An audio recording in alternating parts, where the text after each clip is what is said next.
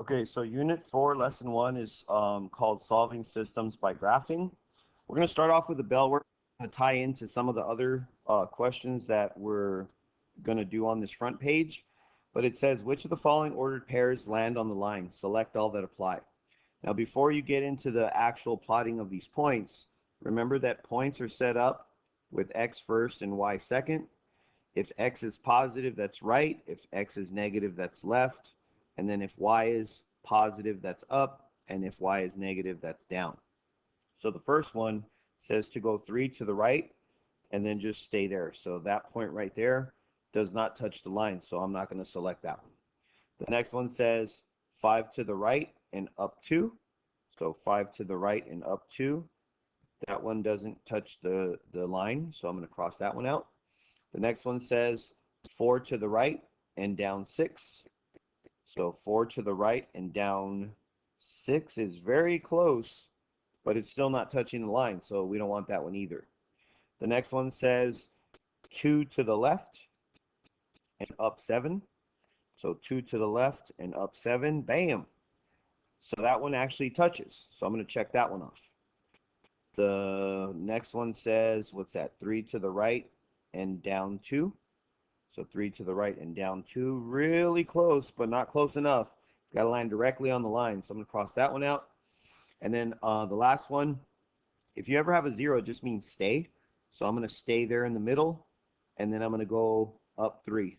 So 0, 3 would be right here, and again, this one touches.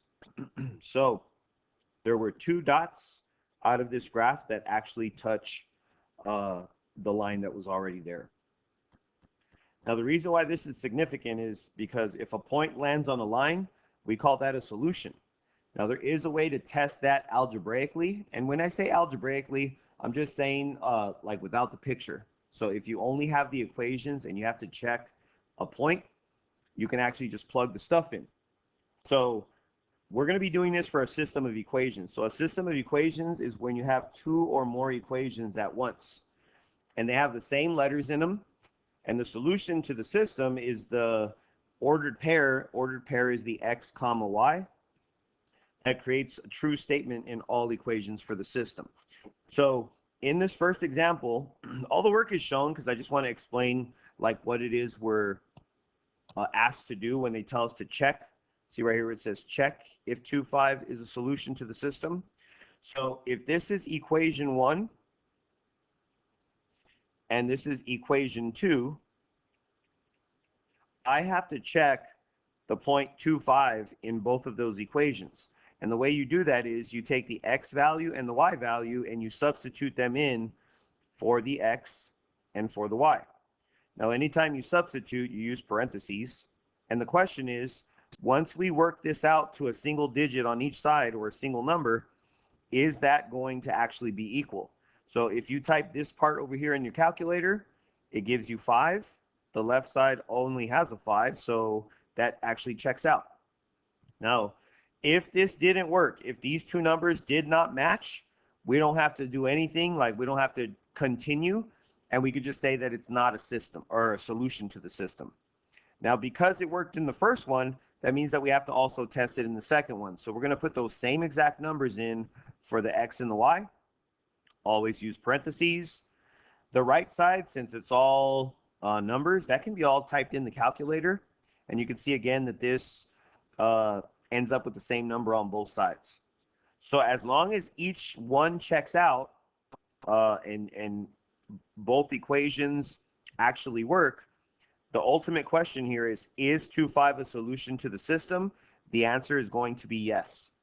Now, I want to just kind of repeat, if for some reason you did all of your work and let's say the answer was 4 equals 1, that right there is a fail. So if that happens, then the answer would be no, it's not a solution. And if that were to happen in the first equation, then you don't even have to bother testing it in the second equation. Now, here's a visual representation of what a solution to a system means. When we look at a graph, a solution to a system is their point of intersection. That's just a fancy way of saying where they cross. So if you look at the two graphs that I have here on the graph paper, they actually match the two equations that I tested algebraically. So I'm going to use some colors to kind of show you that. So one of the equations is 2x plus 1. That was this equation. The second equation is negative x plus 7. That was this equation. If you look at their pictures, specifically where they cross, their point of intersection is at 2, 5. And that actually happens to be that same exact point that we tested up here. So if they check out in both equations, that means in their picture, that's actually where they're touching. That's where they're crossing each other. Now, a system could have more than one answer, especially when you're dealing with like curves and stuff. If you go to the next page, let's scroll over to the next page. All of these questions are designed to look exactly like your assignment, which also looks exactly like the next test we're going to take. So it says system of equations aren't limited to linear equations. There can be a system of quadratics. Remember, guys, a quadratic is when you have like y equals x squared, and that shape is going to be one of these guys. You can have a square root. A square root graph looks like this, and that shape goes kind of like one of these guys. A cube root is when you have one of these shapes, and then that's going to be almost like a square root, but then you'll have the other half over here. A cubic is when you have x to the third. X to the third is when you have kind of like half a parabola, and then the other half points down. And then there's all kinds of other ones. So you can have a combination of any types. You could have a line with a parabola. You can have a line with a square root. You could have a circle. There's circles too. Now you guys don't know how to graph circles yet, so anytime there's a circle involved, there'll probably be graph for you already. Kind of like this next example. So it says, find the apparent solution to the system. Now, don't worry about this word apparent. It just means like kind of look at it and where do you think the solution is? So we defined a solution as where they cross. So if I look at this graph, it looks like they're going to cross right here. That's where they touch. And then there's a second time where they touch, and it's right there.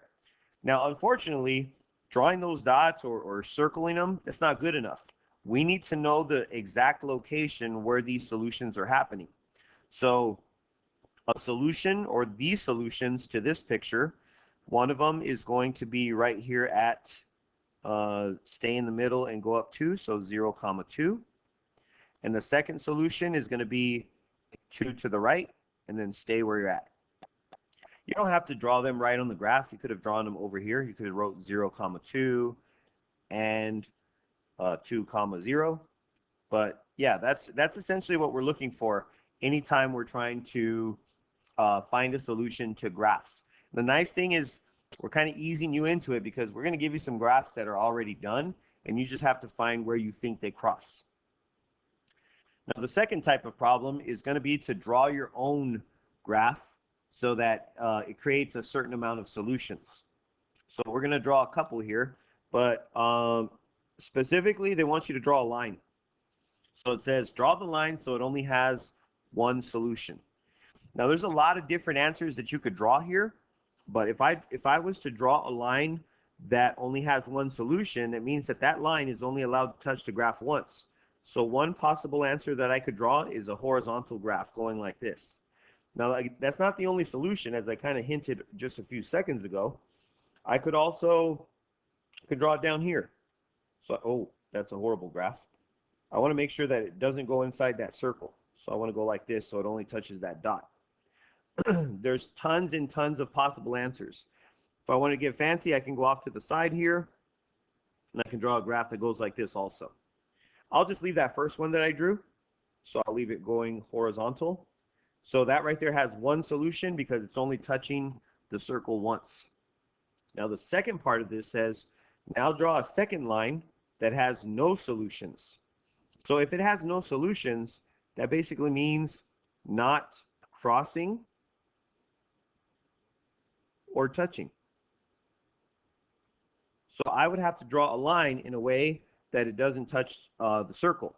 Now you have to be careful how you do this because if I put a line going like this, This is wrong. And the reason why it's wrong is because of these arrows. Why do we draw arrows in the first place? It's because the arrows are telling us that the graph extends in both directions forever. So even though I drew this line so it looks like it's not touching, technically it is if I was to extend it even further beyond the arrows. So I can't draw the line like that. I have to put it in a way so that when I extend the arrows, it's never going to touch. So I could draw a graph down here. That one is an example of a graph that is never going to touch, because even if I extend it, it's never ever going to touch because it's moving away from the circle. So you can draw the line there, you can draw it over here, you can draw tons and tons of answers. So when you guys are doing this, not everyone in your team is going to have the same answer. So just make sure that if you're drawing a graph so that it has one solution, it touches one time. If it has two solutions, it touches two times. And if it has no solutions, it doesn't touch. Okay? So now we're going to get into some problems where we have to actually draw the picture ourselves. So this one says, find the solution to the system below. Again, I made this so that it matches your assignment and so that it matches what you're going to be doing on the test. Now, it might not look like it, but you do actually have two graphs in this picture. The first graph is going to be this parabola. I know it's a parabola because it's a squared, and we talked about that just on the last slide, that anytime it's an x squared, it's going to be a U shape. Now, the second one, the second equation, equation 2, that one is going to be a line. So I'm actually going to start off with that second equation. So I'm going to graph 2 to the left and then 7 up. So my first dot is going to go here. Then I'm going to graph 1 to the left and up 5. So that graph's going to go here. And then the last point is 1 to the right and 1 up. 1 to the right and 1 up. Now, the thing about this table that I just graphed is that might not be enough dots.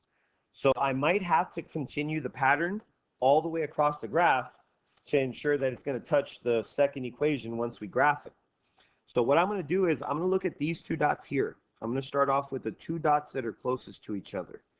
Now they have a pattern. Just to get from this first dot on the far left to the next closest dot, I would have to go down 2 and over 1. So what I'm going to do is I'm going to continue that pattern. And I always use the two closest dots because these dots, if you count it, it goes down 1, 2, 3, 4, and then right 2. 4 over 2 is just 2 over 1. So that's why I use the two closest dots. So I'm going to go down 2 and right 1. Down 2, right 1, that's already there. Down 2, right 1. And I'm going to do this all the way across the graph paper. So I'm going to put as many dots as I can because, like I said earlier, I don't know which ones are going to be the answers. So I'm just going to draw as much as I can. Now, I went in the downward direction as much as I could because after that, it goes off the charts. So I'm going to go opposite. I think I can fit in some points in the upward direction.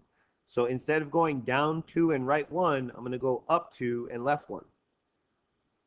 And then I'm just going to do my best impersonation of a line. Not perfect because I'm drawing on my computer screen, so it's a little crooked. But you get the point. So there's the line. Now to draw the second equation, or I called it equation 1, you can do it a couple ways. You can, find the h and the k. Notice how there's nothing here. So my vertex is going to be 0 since there's nothing with the x, and then 3 is going to be the k value. Or you can use your calculator. So I'm going to go into my table. I'm going to go into my table and I'm going to first set my table right here on F5. I want to make sure that my table is set up to the size of the graph. So my graph goes 10 to the left and 10 to the right. So I have it starting at -10 and then +10. So that's set up perfectly. Now I'm going to type in the equation. So I have x squared plus 3. And this thing is going to give me a ton of dots. Now, not all these dots are going to, fit on the graph. So I need to scroll until I get to all the numbers that are between +10 and -10. So these are too big, these are too big. There's the first one. So my first dot for the parabola is going to be left 2, positive 7. Now that point right there is going to be important because remember, the whole goal of this is to find where they touch each other. Then I'm going to scroll down. I'm going to put as many dots that are going to fit on this graph for this second shape. So 1 to the left and 4 up. Scroll 0, 3. There's a second time where it touches. And then we have 1, 4. And then we have 2, 7. And then after that, it's off the charts. So our parabola, our U shape, is going to come like this, and it's going to go like this. And our answers, our solutions to the system, they're going to be any spot where those graphs touch each other. So it's touching at that spot, and it's touching at this spot. Now, I said this earlier, circling, highlighting is not good enough. You have to tell me the exact location. So the solutions, my solutions for this system, they're going to be, one of them is going to be left 2 and up 7. That's this point right here. That was at negative 2, 7. And the second point is this guy right here, and that one is at 0, 3. So, and 0, 3. I don't care if you put your answers on the graph or if you've put them off to the side, but the big thing is you have to have the points actually written so I know the location where they're crossing. Now here's the cool thing. If you have 2 equations, now you guys might not remember this from Algebra 1, but this black line, it has its own equation. Remember y equals mx plus b? The b is this 3 right here. So that's plus 3. And if you remember, we did the pattern where we went down 2 and right 1. That means that my slope is negative 2 over 1, which is just negative 2x. Now watch this in the calculator. This part's pretty cool. If I go to the actual graph, I already have the parabola, but if I want to put the line on there, I would type in negative 2x plus 3. And it's going to graph both of them on the same graph. But here's the best part. You see right here where it says G-solve right above F5? If I hit that button, it takes me to this menu. And this menu will allow you to find a lot of stuff on these graphs. But the one that I'm interested in is the intersection. The intersection is F5 again. If I touch F5, it's going to tell me exactly where they touch each other. So that's at negative 2, 7, which, what do you know? That's the one we have. And if I want to find any other points of intersection or any spots where they cross again, I just have to hit the arrow to the right. 0, 3, and what do you know? Those are the exact ones in our picture. So on your assignment, you're going to get a couple of graphs that you'll have to graph yourself. So I would say use the table for each one, and then, use the table to draw the picture, but to find the actual points of intersection, just go into the G-solve button, which is F5. I'm going to write that down because that's important. G-solve, which is F5. And then ISCT, that's the intersection, so that's F5 again. So if you have to draw your own pictures, use the table. And if you want to find where they cross, go into the menu, switch over to the graph, and hit F5, F5. Now here's the only downside to the calculator. These calculators, if you go back to the equations, they're only set up to be entered as y equals. So that might create somewhat of a problem if you have a problem that's set up like this. Let's say your system is 2x, well, I'll make this plus 4y equals negative 12. Now, as this problem is written, let me write a second equation. We'll say the other one is just y equals, I'll make this, I don't know, 3x. This one right here is okay.